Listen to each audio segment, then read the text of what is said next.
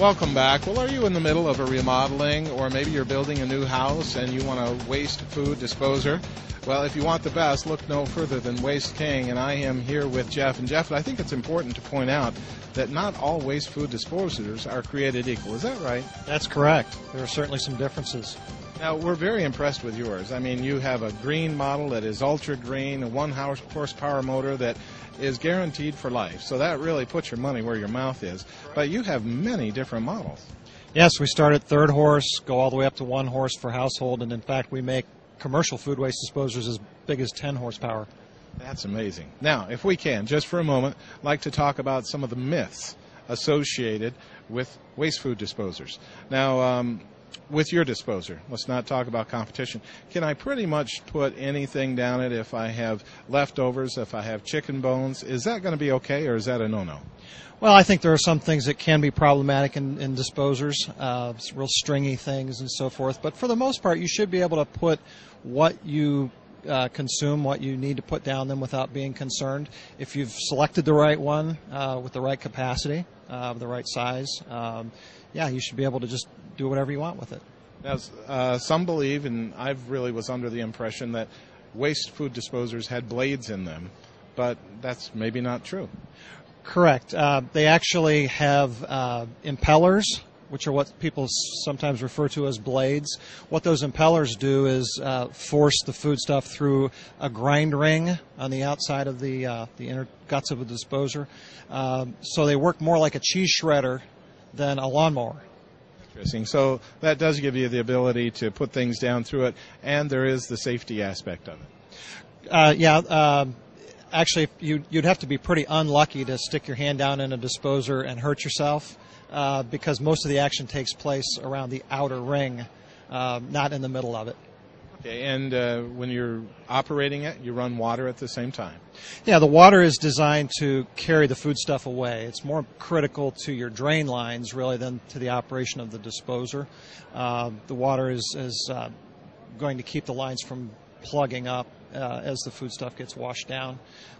There's no real need to cool the disposer with cold water, but cold water does work best in terms of solidifying grease. The grease will then be broken up and washed away more easily than if you used warm water. Now, Anaheim Manufacturing, very much steeped in history, been around a half century, so certainly know what they do when it comes to Waste King. You know, they've been doing this for 50 years plus.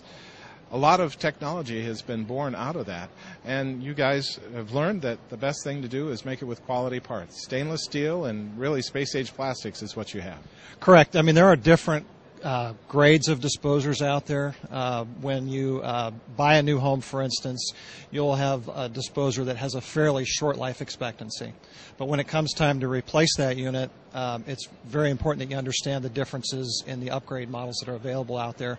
As you mentioned, there are certain aspects of corrosion that are going to be eliminated with a better unit. Stainless steel components, plastics in terms of the housings and so forth that won't rust. We actually have 4 units that have lifetime corrosion warranties. That's been historically a main cause of failure in food waste disposers is the unit leaks and causes the motor to fail. So if I'm doing a remodeling or I'm just replacing a unit that's in there, I don't have to replace it with that same unit because Waste King can match any coupling that I need to have. Yeah, you can select the size that you want to use. You can leave the flange in the sink if it's in good shape. Mount ours up to an existing flange. Now, Jeff, you mentioned different sizes. How do I know which size is right for me? Well, I think it really depends on the expectation you have for the disposer. If you're the type of person that's a gourmet cook that entertains a lot and you're going to put a lot of things down in it, the most important thing is the capacity of the disposer. As you get larger in horsepower, you get larger grind chambers, the ability to handle more food waste so that as it gets pushed through, it's ground finely and it won't cause those problems with the drain lines that we talked about before. So you want to select a unit that's large enough to handle your expectation for it on your busiest day. Okay. Historically, food waste disposers tend to fail around holidays. When people are entertaining, they have a lot of people over, and they're stuffing a lot of things down the disposer. It's always better to buy a little bit too much than not enough. So select based on size, based on the length of the warranty, based on how long you think you're going to live in your home. Our longest warranty is lifetime, as you mentioned, but there are also 10-year, 5-year, and so forth, depending on what you're comfortable with and how long you think you'll be living there. So that's really kind of nice. If I'm a retired couple, I don't have to buy the biggest one out there. I can buy what suits our needs. Exactly, and you can find something in the half-horse range that, will have those corrosion-proof aspects that, will be all you need, really, if that's your expectation. Okay, I got my Waste King picked out. I've got it installed, and I'm enjoying the operation of it. Do I need to clean it, or how do you clean it, or what's involved there? Yeah, in terms of care for the product, the best things to do are to just run a good mix of food through it, not one thing continuously. That's where they tend to get gummed up and clogged up inside. In terms of cleaning it, the best thing to do is to throw a bunch of ice down in and let the unit grind up that ice.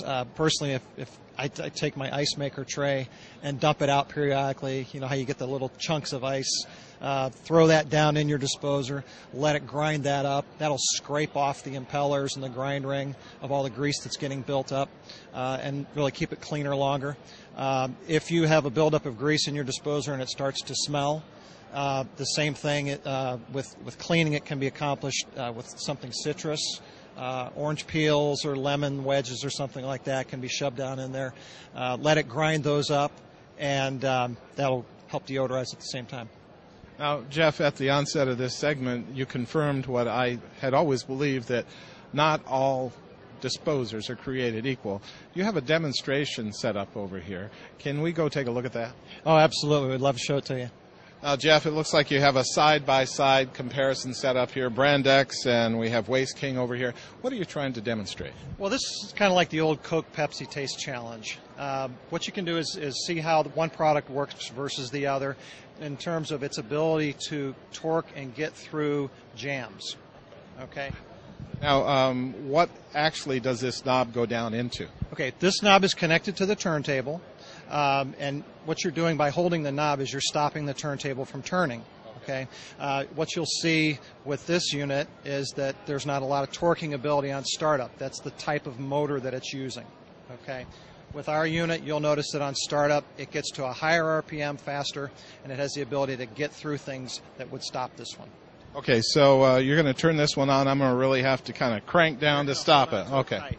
Yes. So should I grab a hold of it first? Yep, grab a hold of it. I'll just turn it on and off, and we'll watch for your hand to turn. Okay, now wait, hang on a second here. Let me kind of brace myself. Okay, I'm ready. Okay, go ahead. I can feel it turning, but it stops. It clicks right off. Doesn't take much, right? That's right. Okay. So that's... okay, now try this one. Okay, now let me brace myself again. Okay, go ahead. Okay, ready? Here we go. Let me try it one more time. All right. There you go. I can't stop it. Okay. In fact, if I held on to it long enough, it'd probably burn my hand. Exactly. And what we're showing you again is that in terms of the type of motors that we use, ours has the ability to draw amperage under load and get through things that would stop the motor that the competitor uses. Okay, that's why their unit comes with what they call a jam busting wrench. Okay, those jams are the most common on startup when you have stuffed a bunch of things down in your disposer and the motor can't get through those things initially on startup.